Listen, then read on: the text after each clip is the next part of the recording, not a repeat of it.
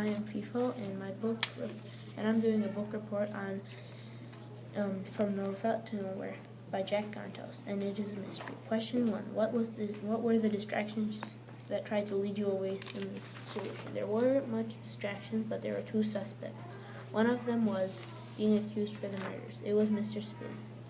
But the other suspect who really murdered, it was the other suspect who really murdered all the ladies in Norvelt. Miss Volker was constantly telling Jack that Mr. Spiz murdered all the old ladies. That kept me believing that Spiz killed them. But when Spiz confessed, I started to think that he didn't do it, because in the text he said he murdered them using poison Girl Scout pins. But you can only make so many. Because if you come back to the store to buy poison, the clerk would get suspicious. Plus, in the text it said that Miss Volker was in Spiz's old office and might have disposed the last of the poison. So how did he murder Mrs. Custard with the cookies? The question remains until the end of the story. What made the suspects suspicious? What made Spiz suspicious is that all the people in Norvelt thought that Spiz used poisoned Girl Scout cookies to murder all the old ladies so that he could marry Miss Volker. I know this because during a flashback to the first book of the series, it said that Spiz always wanted to marry Miss Volker and that he would do anything to marry her. Even he would murder anyone just to get her to marry him. He would constantly send packages to make her think that he was good. The second suspect is Mr. Huffer. He works as someone who prepares coffins. That's what makes it suspicious, because if Mr. Huffer would get a lot of money to prepare someone for a burial. So if he murdered someone old, people wouldn't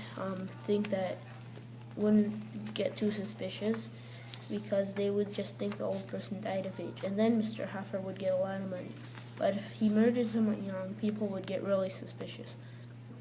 I know this because in the text, Mrs. Volker said that there was something fishy of Mr. Huffer selling all the old houses that people died in. That's what told me that he might have murdered them, because he didn't want anyone knowing that he murdered the old people. The first clue I came across. What were the clues that led you to this solution? The first clue I came across told me that Spiz didn't murder the old ladies. That when he returned to town, he found out that an old lady moved in.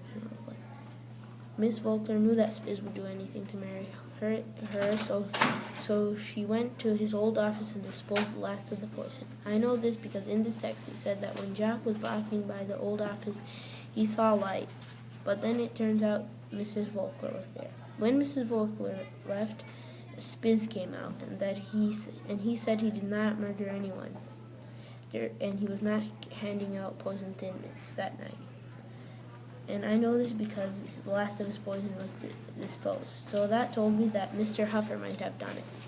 But I didn't trust Mr. Spiz until Miss Huffer started selling the houses. That's what told me Spiz might have been innocent. During the book, I thought that Jack and Miss Volker were going to get caught by the police because Jack was driving the car, which he was way too small to do.